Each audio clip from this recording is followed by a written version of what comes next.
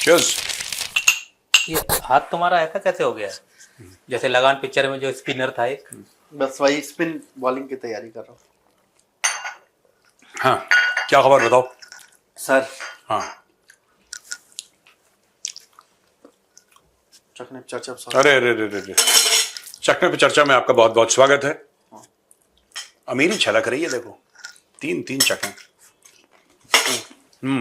तो म्यूजिक के साथ पेश किया जाए।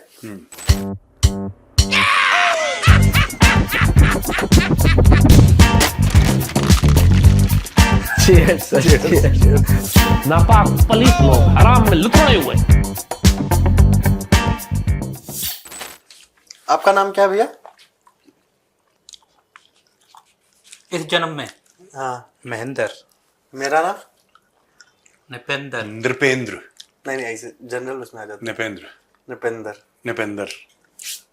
अब पाकिस्तान को दर्द नाम वालों से टेंशन हो गई, इसलिए मैंने याद दिलवा दिया। नरेंद्र नरेंद्र नरेंद्र, मुझे नफरत हो गई है। नरेंद्र बिरवाल है सर, हमारे इंडियन बॉक्सर और इंडियन आर्मी में सूबेदार भी हैं। उनकी एक पाकिस्तानी बॉक्सर से फाइट हुई। बोला तुम्हारा नाम भी नरेंद्र, तुम्हारे कोच का नाम भी नरेंद्र, तुम्हारे प्रधानमंत्री का भी नाम नरेंद्र। मुझे तो नफरत हो गई है इस नरेंद्र नाम से। ये न्यूज में भी आया था ना। He was narrating this in front of the Prime Minister. कल प्रधानमंत्री। तो ये नफरत इसलिए हो गई क्योंकि उसने कूटा पाकिस्तानी को, नहीं कूटा। कूटा तभी तो नफरत हो गई उसको।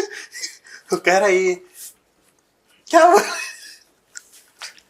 इसीलिए पाकिस्तानी ऐसे, ये जो पाकिस्तानी करते हैं ना ऐसे, इसीलिए पाकिस्तानी फेमस होते हैं। कोई पाकिस्तानी ये नहीं बोला कि मैंने तुम्हें हरा दिया, नहीं, मुझे नफरत हो गई। नफरत हो गई, फिर तुमने क्या उखाड़ लिया भाई? नफरत हो गई तुम्हें बस। हाँ जी। और एक प्लेयर और था सर कल। हाँ। वो आसाम से है, अपनी बॉक्सर एक लवलीना। तो उसको लेकर के प्रधानमंत्री जी ने बोला कि वो एक रेस्टोरेंट में गए थे सर, एक घटना घट गई थी स्कॉटलैंड में ही। हाँ। तो मैच के बाद तो वहाँ पे जो नक्शा था, जो रेस्टोरेंट का जो मैप है, वो रेस्टोरेंट जो है उसका नाम है मिस्टर सिंह, रेस्टोरेंट का नाम है। उसमें जो मैप दिखाया गया था उसमें नॉर्थ ईस्ट नहीं था और पीओके नहीं था, और उसका मेन लोगो है रेस्टोरेंट। तो लवलीना ने बोला कि भाई ये क्या है ये, और इसमें तो नक्शा ही नहीं है नॉर्थ ईस्ट का। तो उन्होंने माफी मांगी, बोला सही कर देंगे, और सही कर दिया। पूरा इंडिया का नक्शा डाल दिया है सिंह रेस्टोरेंट वालों ने। तो कल मोदी जी ने बोला कि आपने इतने जीत के बीच में एक जगह फोकस किया और बहुत ही जबरदस्त काम किया ना। बिल्कुल, बहुत अच्छी बात है, बहुत अच्छी बात है। और ये जो भी है, ये अगर इंडियन है जिसने किया है तो उसको अकल नहीं थी।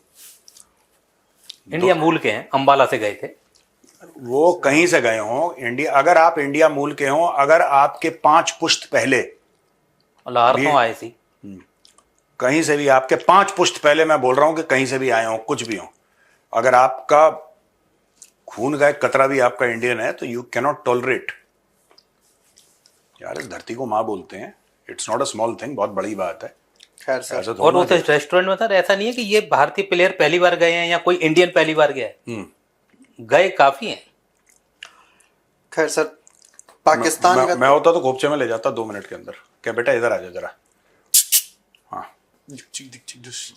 खैर सर, पाकिस्तानी सर, डिक्ची से याद आया सर कि पाकिस्तानियों ने गाना लॉन्च किया था। वो तो तुरंत ही कर देते हैं सर कार्रवाई। मतलब कुछ तो है सर। तो भोजपुरी म्यूजिक कैसेट वाले होते हैं जो तुरंत कॉकरोच पे बना दे, किसी पे बना दे, तुरंत पटना में बैठ भोजपुरी में गाना बना कॉकरोच पे। और अरे वो मंत्रिया इस्तीफा दे कुर्सी धैले बा, इस्तीफा नहीं खे दे, गाना कॉकरोच भग गई। फिर कॉकरोच के विरोध में बाहर। देखिए हमारी भोजपुरी इंडस्ट्री सर कभी वो नहीं करती। ओ भाई, पटना में बैठ के, पटना भी नहीं आना पड़ता हम लोग को, कहीं बैठ के सर। हाँ?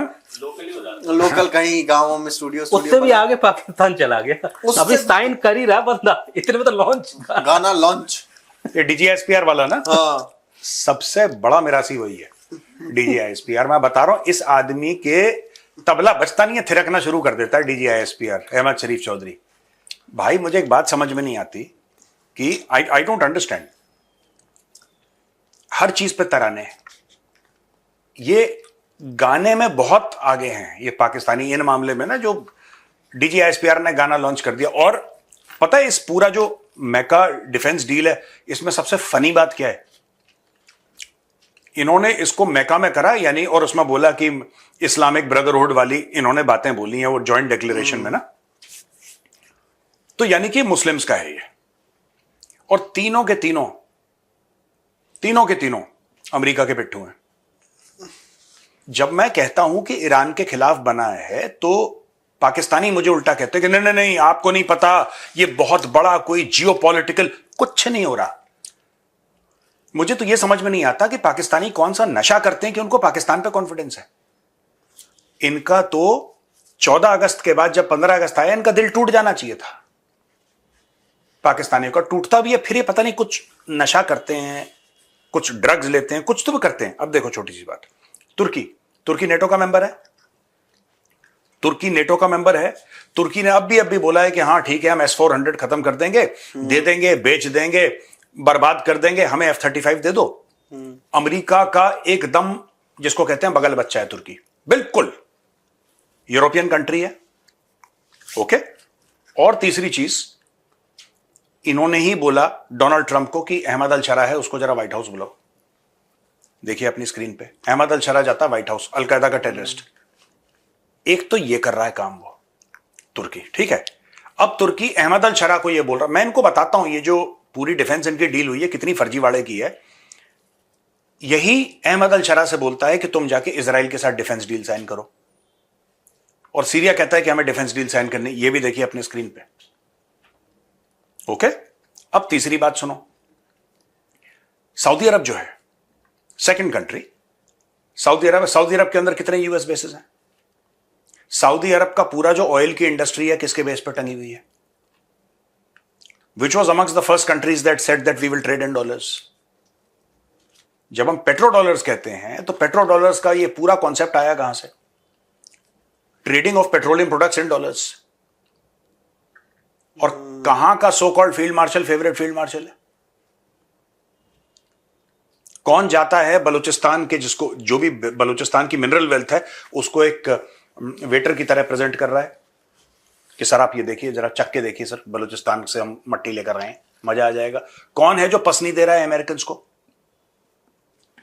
आप समझ रहे हैं मेरी बात?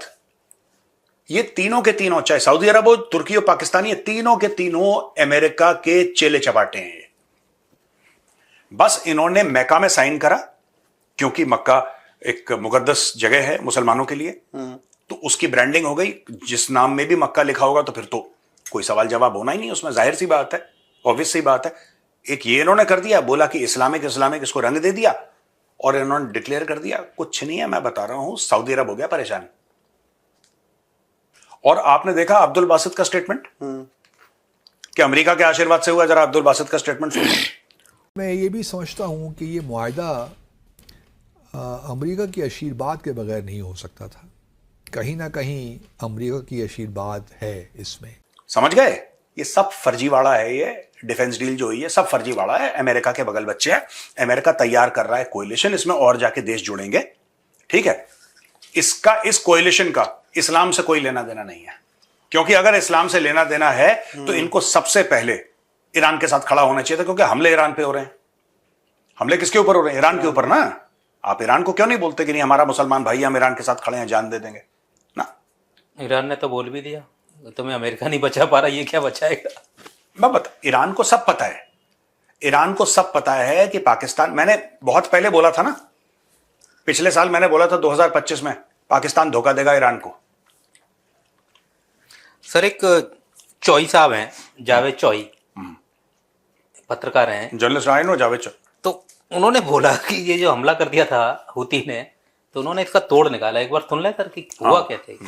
मेरा नहीं ख्याल कि उसके ऊपर लागू होगा। उसकी दो वजूहात हैं। एक तो ये है कि आर्टिकल 5 है, आर्टिकल 5 जो है ये नेटो का आर्टिकल 5 है, और ये बार बार जिक्र किया जा रहा है कि ये जो इत्तेहाद है ये भी आर्टिकल 5 के तहत होगा। अब आर्टिकल 5 जो है ना, उसके 3 उसकी दफात हैं। एक तो मुसल्ला हमला होना चाहिए, ये नहीं है कि कोई ग्रुप है उसे आके दहशतगर्दी शुरू कर दी है, या उसने कोई ड्रोन का प्रॉपर कोई अटैक करना शुरू कर दिया है, या एक आध मिसाइल वहां पे दाग दिया। नहीं, बिल्कुल इस तरह जिस तरह सद्दाम हुसैन 1990 में कुवैत के अंदर दाखिल हो गया था। इस टाइप का अगर कोई हमला होगा तो फिर full-fledged ये invasion फुल होगी। फुल फ्लज लड़ाई जो है ना, जैसे कि इंडिया ने पाकिस्तान के ऊपर हमला किया था 2025 में, इस टाइप का हमला होगा तो फिर ये मुआहदा एक्टिव होगा। अगर छोटी छोटी झड़पें हो रही हैं, जैसे कि यहाँ पे तालिबान आगे पाकिस्तान के अंदर अटैक कर रहे हैं, या टीडीपी यहाँ पे दहशतगर्दी कर रही है, या बीएलए दहशतगर्दी कर रही है, तो इसका मतलब ये नहीं है कि तुर्किया भी यहाँ पे आके बैठ जाए और सऊदी अरेबिया भी यहाँ पे आके बैठ जाए। इस टाइप के जो हमले होते हैं उसको मुल्क खुद कंट्रोल कर सकते हैं, और उनके अंदर इतनी एबिलिटी होती है कि वो इनको न्यूट्रलाइज कर सकें।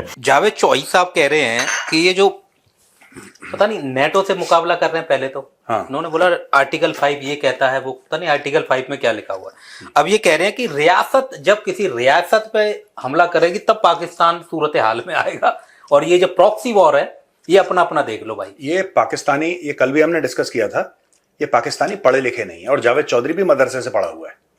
मैं आपको बता रहा हूं, ये मदरसा छाप है, इसलिए इसको भी अकल नहीं है और ये बेवकूफी की बात करते हैं। कल भी मैंने समझाया था, आज भी मैं समझाता हूं, आर्टिकल 5 का स्टेट एक्टर और नॉन स्टेट एक्टर से कोई लेना देना नहीं है। ये इसने लिफाफा पकड़ा जावेद चौधरी ने आईएसपीआर से, फौजियों का लिफाफा पकड़ा या फौजियों ने जूता भेजा इसके लिए पैक करके पुराना बदबूदार, और इसने बकवास कर दी। आर्टिकल 5 कहां कहता है स्टेट एक्टर और नॉन स्टेट एक्टर, कहां कहता है वो? और जब हम बात करते हैं मेका डिफेंस अकॉर्ड की या मेका डिफेंस डील की हम बात करते हैं, अग्रीमेंट की बात करते हैं, उसमें कहां लिखा है स्टेट एक्टर और नॉन स्टेट एक्टर? ये जरा दिखा दें। आर्टिकल 5 जब इनिशिएट हुआ है, एक ही बार इनिशिएट हुआ है नेटो का आर्टिकल 5, वो हुआ है 9/11 के बाद। 9/11 के बाद इनिशिएट हुआ है ना। 9/11 कौन से मुल्क ने करा था? वो तो अलकायदा ने करा था, वो तो नॉन स्टेट एक्टर है।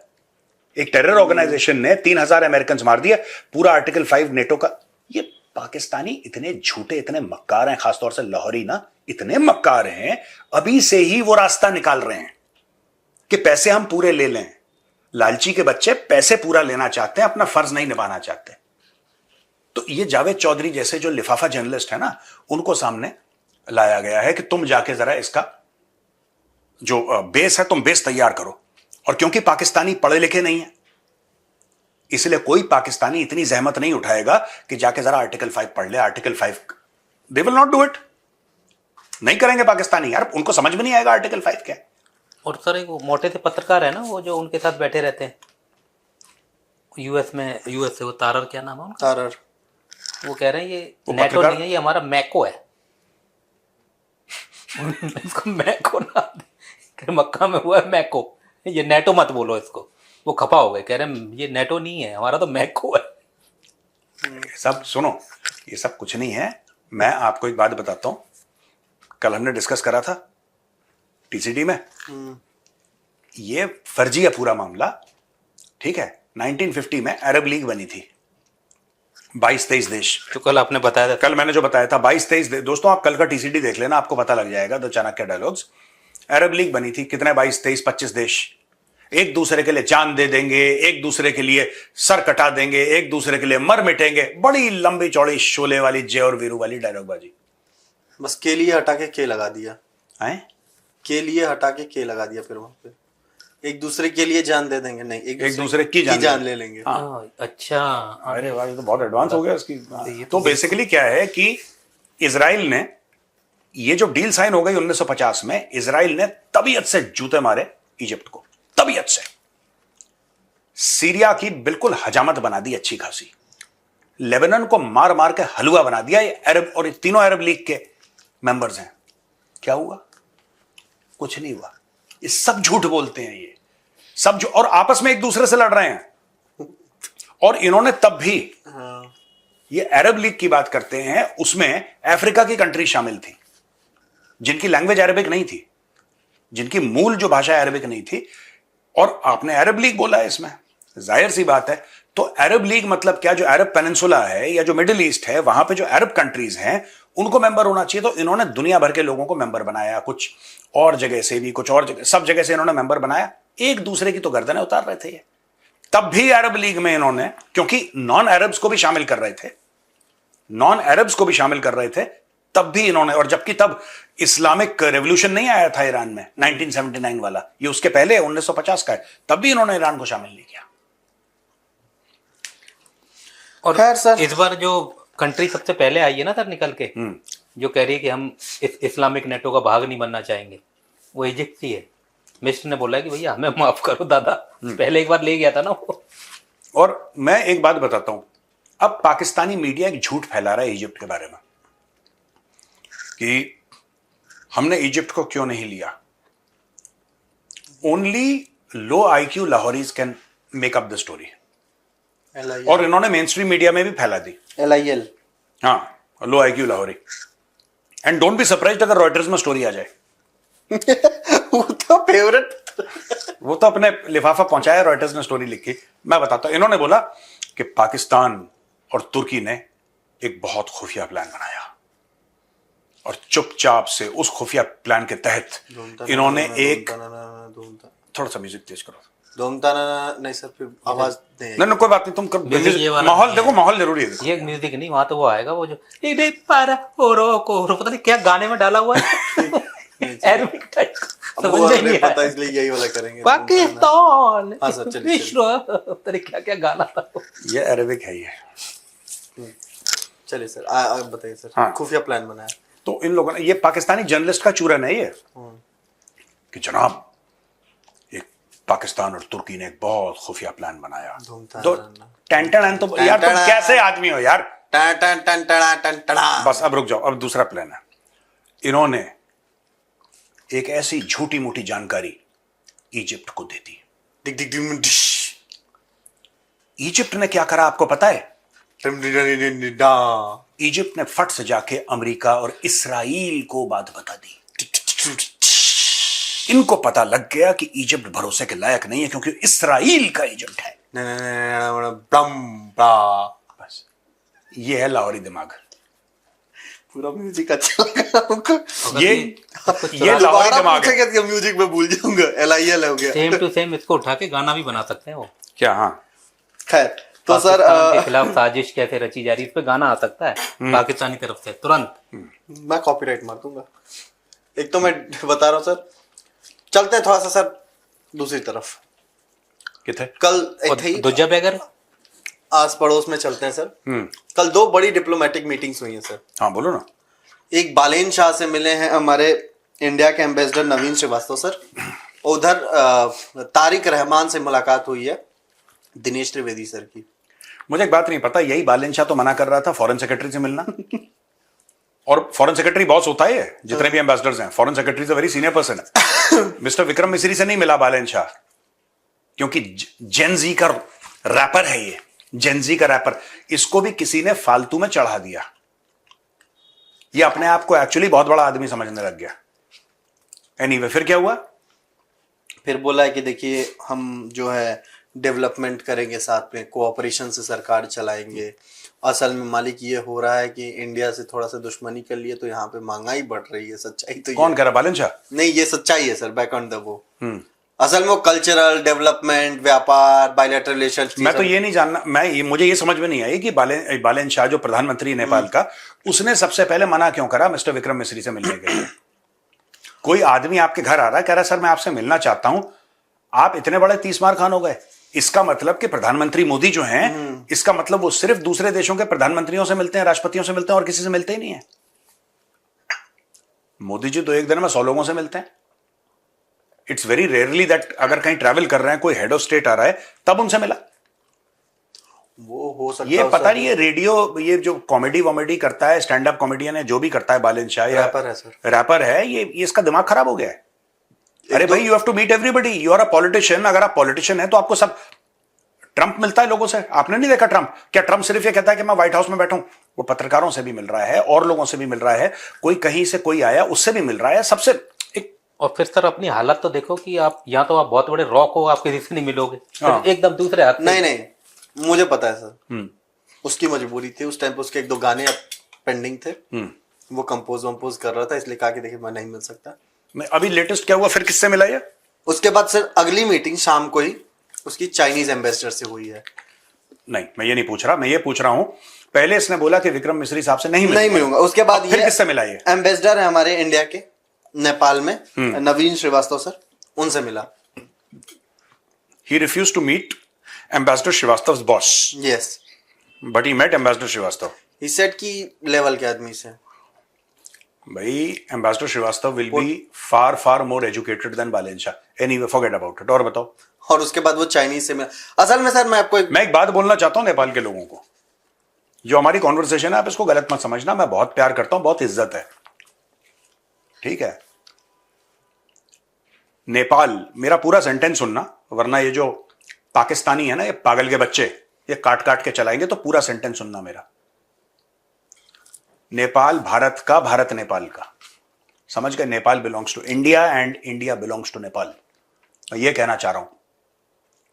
और ये प्रधानमंत्री पता नहीं कैसा पाल के रखा है आपने, is an immature person and how could you elect a rapper, मुझे ये समझ में नहीं आ रहा। वो यो बेबी करके वो फॉरेन पॉलिसी ऐसे चला रहा है।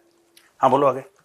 एक ने कॉमेडियन किया तो उसने देश का खस्ता हाल कर दिया, अब इन्होंने रैपर उठा लिया है। तो अब क्या हुआ फिर बांग्लादेश में क्या हो गया? और बांग्लादेश में दिनेश त्रिवेदी सर से मुलाकात होती है, तारिक रहमान की। हाँ उनको भेजा है सर। हाँ, इससे पहले उन्होंने वहां के फॉरेन मिनिस्टर से मुलाकात की थी, अब उन्होंने जाके इससे मुलाकात कर ली, तारिक रहमान से। हाँ।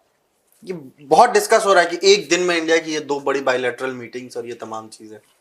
नहीं, मुझे तो एक बात समझ में नहीं आई कि पहले उन्होंने बोला था कि इंडिया को धमकी दी, अगले दिन तेल मांगा उन्होंने, हाँ। डीजल दे दो, चलो ठीक है, फिर धमकी दी, फिर बिजली मांगी, अब क्या हुआ है इसमें?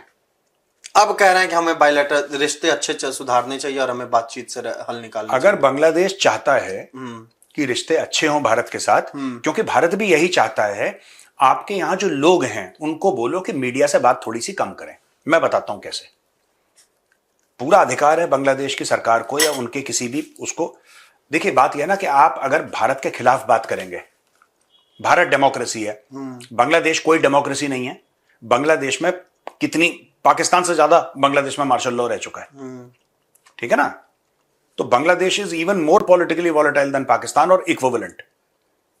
आप चाहते हैं भारत के साथ रिश्ते हों, आपके जो ऑफिशियल ऑफिस बेयरर्स हैं वो भारत के खिलाफ बयान देते हैं, रिश्ते कैसे अच्छे होंगे भाई? कोई ऑपोजिशन वाला कोई बोले या कोई मीडिया वाला बोले, let's say some there is an article in Daily Star, मैं एक एग्जांपल दे रहा हूं। प्रोथम आलो आपका बहुत रिस्पेक्टेड न्यूज़पेपर है, डेली स्टार आपका बहुत एक रिस्पेक्टेड न्यूज़पेपर है, वो आर्टिकल लिखते हैं भारत के खिलाफ, समझ में आता है media has every right to criticise, whether media, Bangladeshi media is criticising India, China, America, Tanzania, it is their right. But when you, the government of Bangladesh, wants to have a good relationship with the government of India, अब मैं बोलूं कि मैं निपेंद्र, मैं आपके साथ ना बड़े मधुर संबंध चाहता हूं, बड़े अच्छे रिश्ते चाहता हूं, लेकिन क्या बेकार आदमी है यार निपेंद्र, हो गए मधुर। अब मैं सुनो, मैं मूंगफली खा रहा हूं, अभी आपस में बात हम यहाँ से अपने डिप्लोमेटिक वो थोड़े से डाउन करते हैं। खैर, नेपाल ने सर अभी पिछले कुछ सालों में 600 से ज्यादा चाइनीज को अपने देश से निकाल दिया। उसके बाद सर आता है फिर कि तिब्बत पे एक वहां पे इवेंट होने वाला था, अब वो कैंसिल कर दिया। चाइना से भी कंफ्यूजिंग रिश्ते चला रहा है। मैं आपको बताता हूं, जो नेपाल की लीडरशिप रही है, खास तौर से मैं शुरू करूंगा केपी शर्मा ओली से। ये बुखार पहले प्रचंड को भी था, प्रचंड को भी फीवर चढ़ा था, फिर उसका फीवर डाउन हो गया, फिर चढ़ा, फिर उतर गया। KP Sharma Oli is a Chinese intelligence asset. इसकी सरकार काठमांडू में जो चाइनीज एम्बेसी है ना, वहां से चलती थी। दैट लेडी एम्बेसडर, ठीक है, वो हैंडलर थी इसकी। She was KP Sharma Oli's handler and she would tell him कि ये करना है, वो करना है, नहीं वो सही, यस मैडम मैं कर दूंगा। उसके देखो बात ये है ना कि नेपाल इज स्ट्रेटेजिकली इंपॉर्टेंट। अगर आप स्ट्रेटेजिकली इंपॉर्टेंट हैं तो 2 तरीके हैं फिर। एक पाकिस्तान वाला तरीका है। पाकिस्तान वाला तरीका क्या है कि वो जो स्ट्रेटेजिक इंपॉर्टेंस वाला आपका जो वो है, आप उसको बेचो, आप कोई इंडस्ट्री मत खड़ी करो, आप कोई सॉफ्टवेयर, कोई वैक्सीन, कोई रिसर्च एंड डेवलपमेंट कुछ मत करो, बस अपनी स्ट्रेटेजिक लोकेशन को बेचो बेचो बेचो बेचो। अच्छा, उससे होगा क्या? Over a period of time technology evolve होती है और फिर आपकी स्ट्रेटेजिक लोकेशन बकवास हो जाती है। ठीक है, आज से 6 महीने पहले लोगों ने स्ट्रेट ऑफ हॉर्मुज का नाम नहीं सुना था। कई ऐसे लोग थे, हमने सुना था क्योंकि हमारा तो काम है, हम तो पढ़ते हैं, जिन्होंने नहीं पढ़ा they don't care, they never cared what is strait of Hormuz, today everybody cares. क्या स्ट्रेट ऑफ हॉर्मुज की ज्योग्राफी बंद हो गई? नहीं, बंद हो गई स्ट्रेट ऑफ हॉर्मुज की ज्योग्राफी? नहीं हुई ना। सिमिलरली स्ट्रेट ऑफ हॉर्मुज बंद हो गया, बाबल मंदेब पे बमबारी चल रही है, लेकिन क्वार्टरली रिजल्ट जो है अरामको के, वो कह रहा है कि 33 या कितने % उसने प्रॉफिट। भाई तुमने प्रॉफिट कैसे बनाया? सऊदी अरब ने प्रॉफिट, अरामको ने प्रॉफिट कैसे बनाया? जब तुम्हारा बाबल मंदेब भी ब्लॉक चल रहा है और तुम्हारा वो भी कर लिया उन लोगों ने। तो आप एक चीज को ना, मैं अब नेपाल के परिप्रेक्ष्य में आपको बता रहा हूं, आप एक चीज को इतना मत घिसो। गन्ने को मशीन में 1 बार डाल दिया, 2 बार डाल दिया, 3 बार डाल दिया, 4 बार डाल दिया, उसके बाद गन्ना नहीं जा सकता मशीन के अंदर, उसके अंदर से जूस नहीं निकलेगा। जो केपी शर्मा ओली टाइप के लोग हैं, इन लोगों ने क्या करा कि हम लोग एक काम करते हैं, बड़ा मजा आएगा, इंडिया भी चाह रहा है, चाइना भी चाह रहा है, तो हम दोनों तरफ से खेलते हैं ना। ऐसा हो नहीं सकता। Best policy for Nepal, I am nobody to tell Nepal, Nepal is a sovereign nation. Best policy is Nepal, the leaders of Nepal should do what is good for Nepal. आप इंडिया को 1 मिनट कोने में रखिए, चाइना को 1 मिनट कोने में रखिए, जो आपको लॉन्ग टर्म आपकी सॉवरेनिटी मेंटेन करे। प्रोग्रेस थोड़ी सी स्लो हो, कोई बात नहीं। आप कहते हैं ना आपको रोड बनवानी है नेपाल में, आपको कुछ करना है, ठीक है, सीधी सी बात है, चाइना बना देगा फ्री में, चाइना सब कुछ कर देगा और चाइना आपको खा जाएगा, क्योंकि फ्री में कुछ भी नहीं होता यार, फ्री में कुछ भी नहीं होता। और मेरी एक इंडियन गवर्नमेंट से शिकायत है, मेरी एक शिकायत है नेपाल को लेकर भारतीय सरकार से। अभी तक मैंने नहीं देखा कि जो टॉप 4-5 हमारे मोदी जी के साथ जो 4-5 टॉप मिनिस्टर्स हैं, I have not seen them going to Kathmandu. आपको जाना चाहिए और आपको पशुपतिनाथ जी के दर्शन करने चाहिए, यह मैंडेटरी है। आपको जनकपुर जाना होगा, आपको जाना चाहिए। मैं मोदी जी से रिक्वेस्ट करूंगा कि मोदी जी प्लीज आप नेपाल का दौरा करिए और श्री पशुपतिनाथ जी में जाके माथा टेकिए, दर्शन करिए वहां पे। ये बहुत इंपॉर्टेंट है। I am not talking about geopolitics, Sanatan के लिए बहुत इंपॉर्टेंट है। जियोपॉलिटिक्स गई भाड़ों में, उसको बाद में हम समझते रहेंगे जियोपॉलिटिक्स को, हेल विद इट। सनातन के लिए बहुत इंपॉर्टेंट है यार। काठमांडू में पशुपतिनाथ जी का मंदिर है, दे शुड हैव गॉन अभी तक। तो मैं तो होकर आया हूं, गए हो वहां पे? नहीं, यू शुड गो। बहुत बहुत प्यारा, बहुत प्राचीन मंदिर है वो, मजा आ जाएगा। यू विल रियली, चप्पल वप्पल भारी उतार लेते हैं, वो दुकान के अंदर चप्पल रख लेते हैं। मतलब जब हम गए थे तब तो एक दुकान थी, वहां से उसको हमने रिक्वेस्ट करा, फिर आप नंगे पैर जाओ और आप एंटर करो श्री पशुपतिनाथ। जरूर जाएंगे। चले सर। सर एक जगह और जाना है हमें, आज 11 अगस्त भी है, तो हिंगलाज माता भी सर जाना है एक बारी, बनता है। जरूरी है कि आज बलोच पूरी दुनिया में they are celebrating their independence day. Jinnah ने फ्रॉड करा था बलोचों के साथ, खान ऑफ कलात के साथ, जिन्ना ने बहुत बड़ा फ्रॉड करा था दोस्तों, और जिन्ना था भी फ्रॉडिया। जिन्ना ने फ्रॉड करा, और हम जितने भी हमारे बलोच भाई बहन हैं, आपको बहुत बहुत शुभकामनाएं, बहुत बहुत मुबारकबाद। हम आपके साथ खड़े हुए हैं, और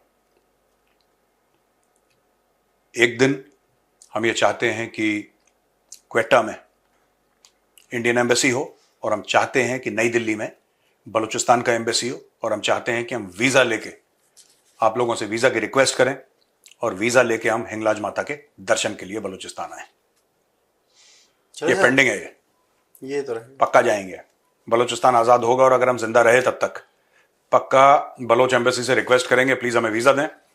यहाँ से हम मुंबई से शिप पकड़ के सीधा बाय सी कड़ाक, और वहां से गाड़ी पकड़ के हिंगलाज माता के दर्शन करके आएंगे। शक्तिपीठ है। हाँ, इट्स वेरी दिस थिंग। ठीक है ना, चलिए, हो गया। राम राम भैया। राम राम। जय श्री राम।